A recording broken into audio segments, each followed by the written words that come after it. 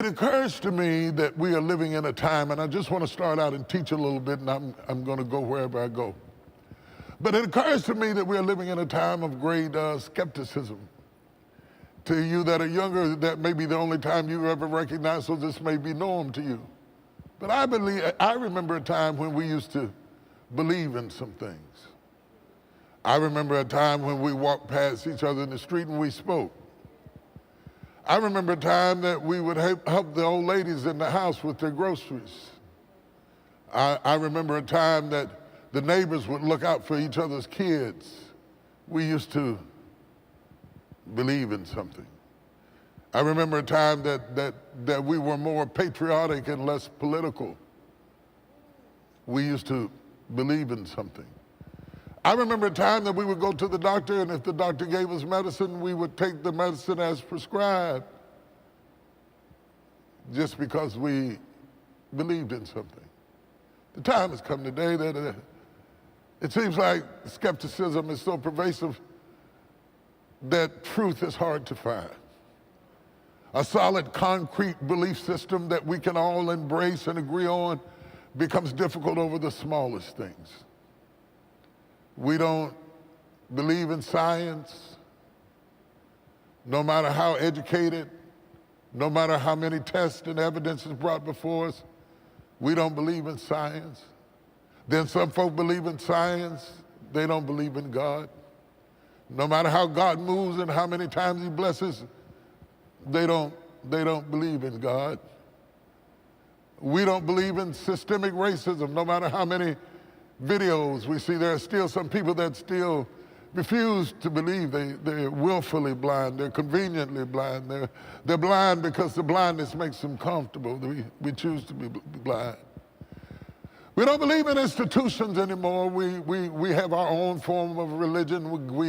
We have reduced God down to the universe, failing to recognize that God created the universe. We now worship the creation more than the creator, and we pray to the things God made rather than to the God that made them. We used to believe in something. We used to have some ideals and creeds. Even secular people believed in something. It used to be people would be cussing until they got to the church, and they get to the church and stop cussing, because even though they weren't in the church, they believed in something. But today we are in a time of skepticism. Everything is met with a challenge. If we say police brutality, you come along and say, oh, no, we don't believe 99% are good. No, nothing to back it up. That's just a percent. You just pull that out of your head. You choose to believe. No test done, no facts necessary, 99%. Okay, we used to believe in something. I'm not saying there aren't many good police officers, but 99%, where'd you, we don't believe videos, we don't believe tapes, we don't believe anything. If we talk about injustice, you come back with immunity.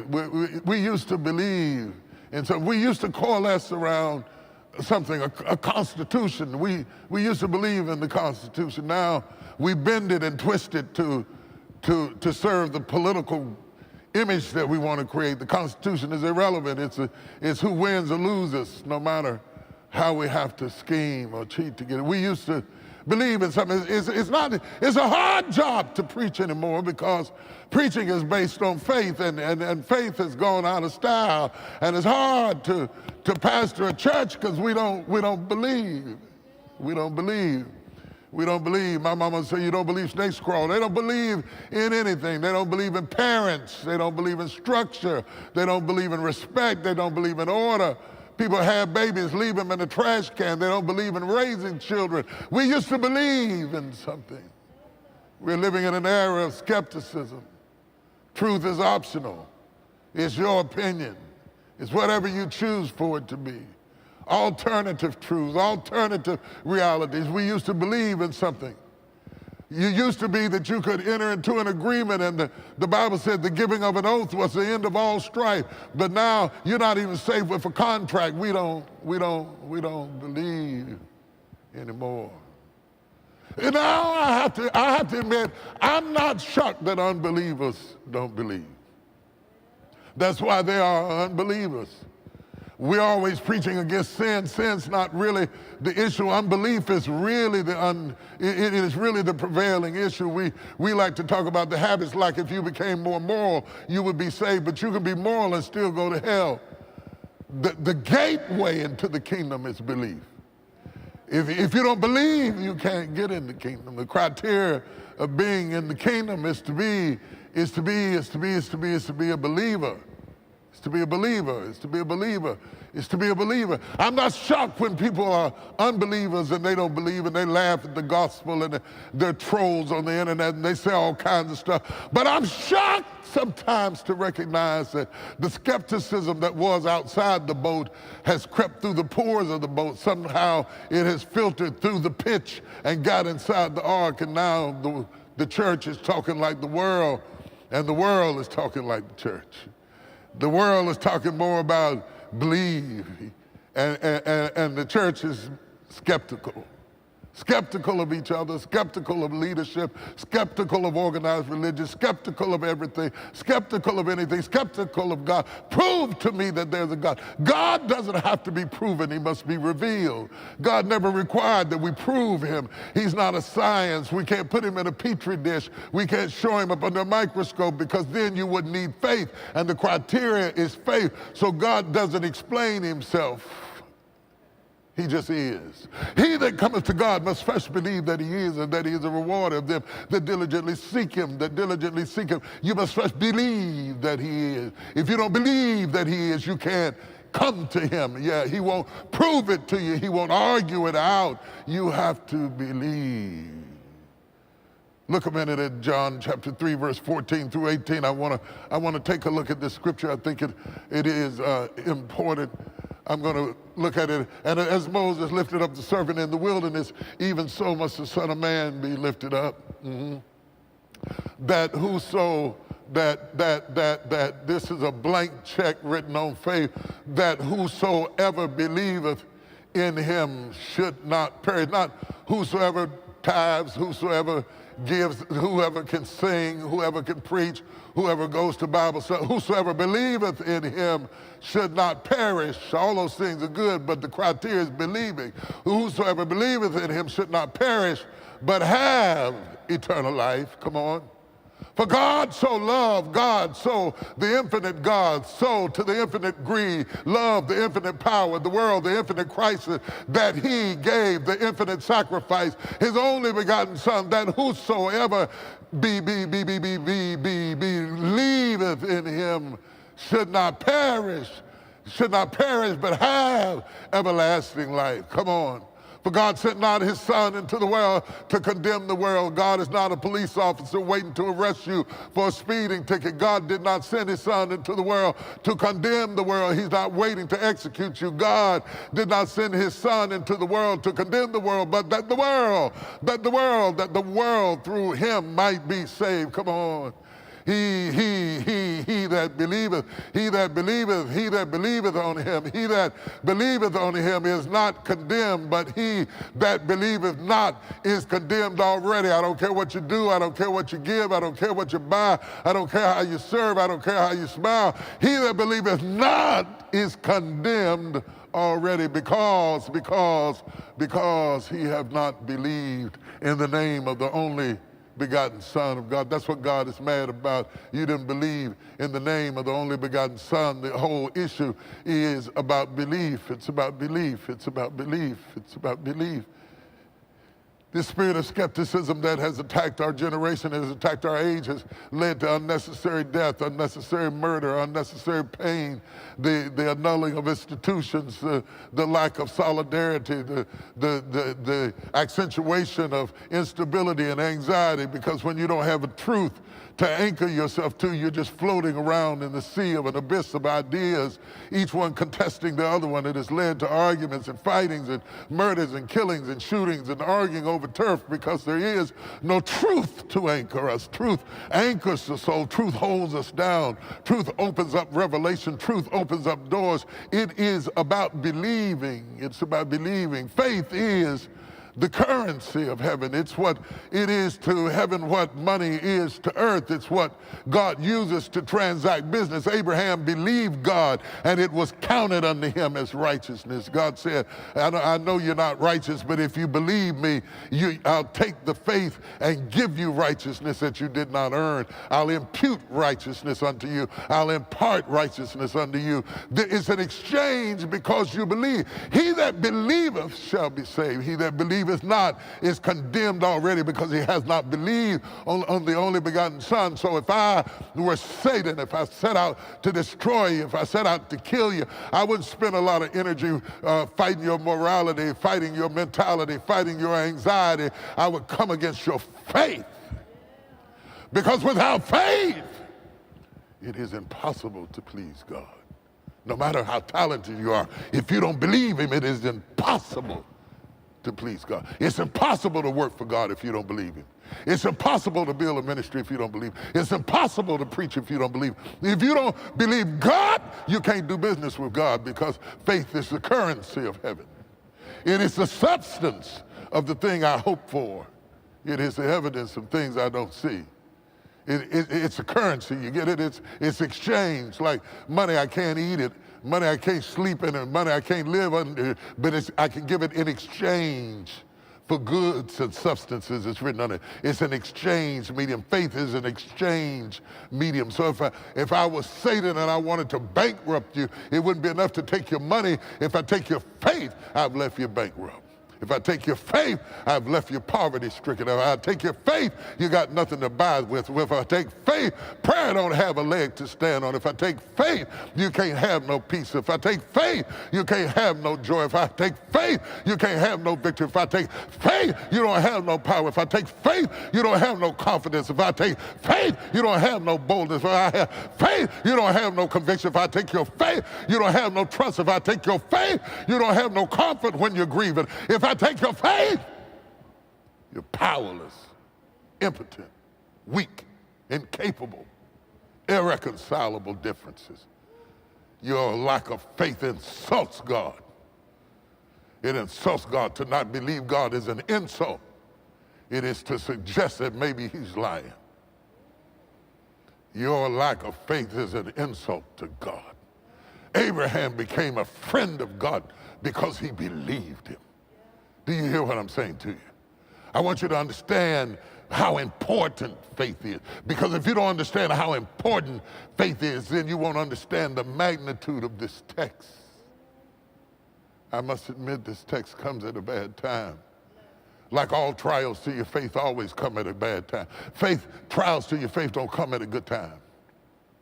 Trials to your faith don't come when all your bills are paid, when you got a nice job and you got a nice car and you got a nice home and everything. Trial to your faith doesn't come then.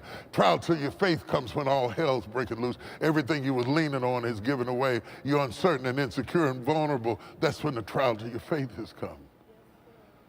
In our text, we are in the middle of a crisis. It is a faith crisis. No bombs have fallen. No plagues have been released. No disaster is depicted. No chaos is obvious, but yet it is a faith crisis, because these 12 men who started out walking with Jesus believed him. They walked off their jobs and believed him. They walked away from their families and believed him. They walked away from the familiar and they believed him. They traveled for miles by foot following Jesus because they believed him. They thought they understood him. They thought he was bringing the kingdom. They thought he would overthrow the Roman Empire. They thought he would be their king on earth. They thought that they would get a seat beside him. They thought they would make up his parliament. They thought they would make up his Congress. They thought they would have positions of power. They followed him. And halfway through the process, he started talking this strange talk that made them stare at one another. Talking about, if you destroy the temple in 3 days, I'll raise it again.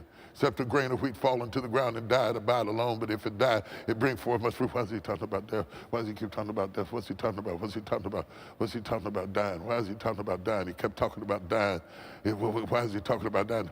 Death was not in their plan. It was not in their perspective. It was not in their purview. It was not in their preparation. It was not in their understanding. They didn't understand why Jesus kept talking about death. They heard him murmuring about it in the Garden of Gethsemane. Out there in the woods, looked like he was talking to himself. Father, if it be thy will, pass this bitter cup from me. Not my will, but thine be done. And there, in the Garden of Gethsemane, where his soul was pressed until blood drops came out of the pores of his skin, they watched him, didn't understand him, fell asleep, confused about him, and he was murmuring about death.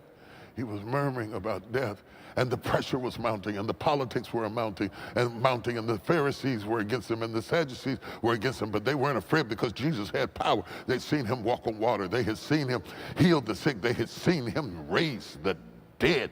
They had seen him turn water into wine. They had seen him open up the blinded eyes of Bartimaeus. They knew that he had power. Yet, when they apprehended Jesus, he opened not his mouth. He didn't say a word. He let them take him. He didn't have to let them take him. He had spoken one time, and the ground knocked them to the ground. I that speak of he, and the ground had knocked them over. He had the power. He could have resisted, but he didn't do anything.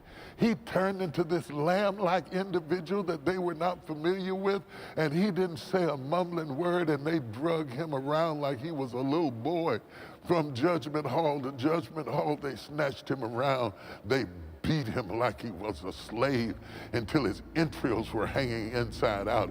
And then after they had whipped him, they put a cross on his back, and Mary had made him carry the cross outside of the city to a place called Golgotha. And there on Golgotha's hill, he had to carry the cross up the hill like a slave toward a peak at the top of the mountain where there was so much uncertainty that nobody knew for sure what was going to happen, but it did not look good.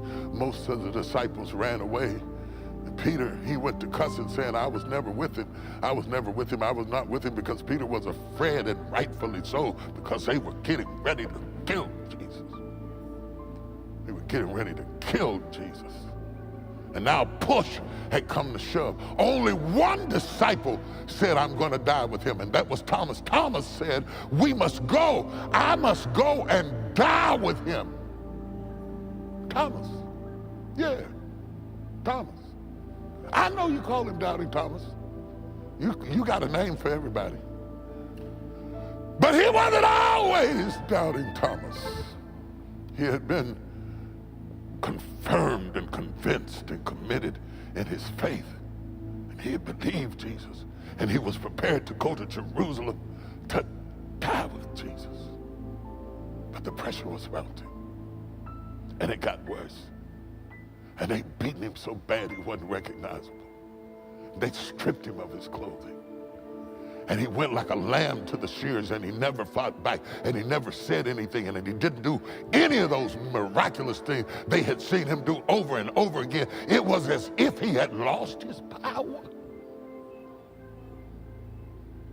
And he laid down on the cross. No man took his life. He laid down on a wooden cross. And they nailed his hands to the cross, and blood spewed out like a water fountain. The Roman soldiers lifted high the hammer and slammed it down on the nail, and blood flew everywhere.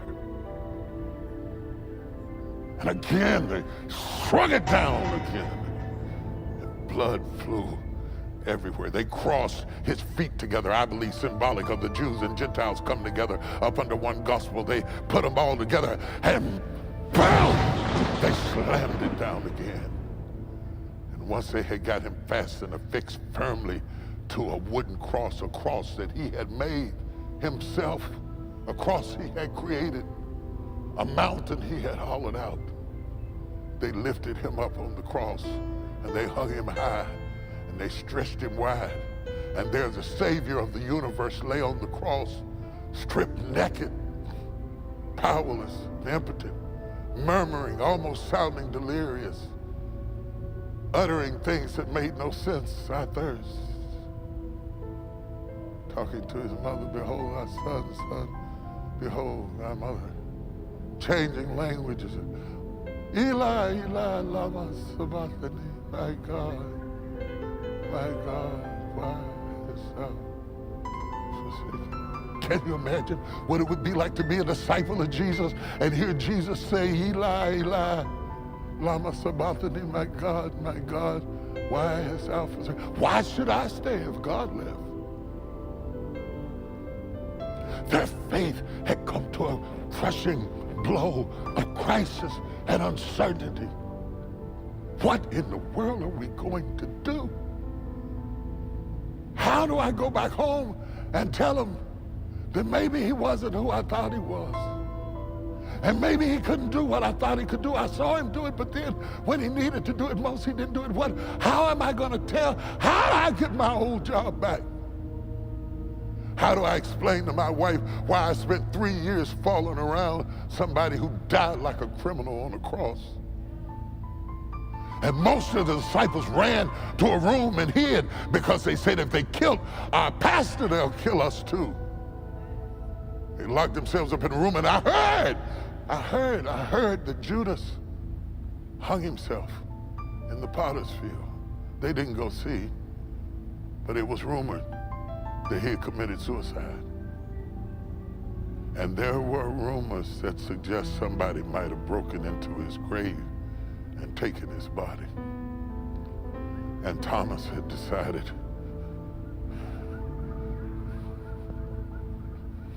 I don't know about this. I don't know. I don't know what to think. I don't know what to believe. I don't know where to go. I don't know what to say. Why didn't he do something? Why didn't he stop it? Why didn't he stop it? Why didn't he stop it? Why did he let this happen? Why did he let this happen to himself? Why did he let this happen to me? Why did he let this happen to me? If you've ever had a faith crisis, this is the way you talk. Why did he, if God was on my side? Why did mama die if God was on my side? Why did my daughter die if God was on my side? Why did I lose my job if I don't know. Maybe it's not real. Maybe it doesn't work. Maybe it's not true. Skepticism has leaked into the boat. Skepticism has come into the room. Skepticism has invaded the premise. That's why when Jesus got up from the grave and he came to the room where 10 disciples were, one was dead, committed suicide, and the other one was stuck in skepticism. The 10 were locked up for fear of the Jews. They had not lost their faith, but they were afraid of the Jews. And the Bible said that when Jesus came to the room, he came through the door, right through the door, and appeared unto them in the room.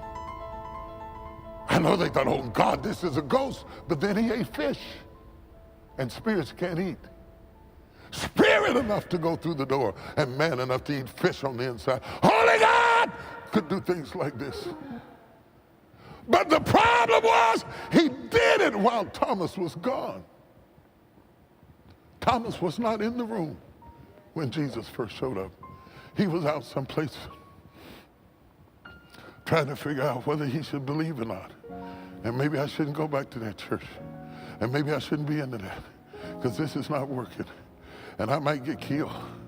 And I don't know where I fit because I can't go back to Jerusalem and I don't fit in the upper room.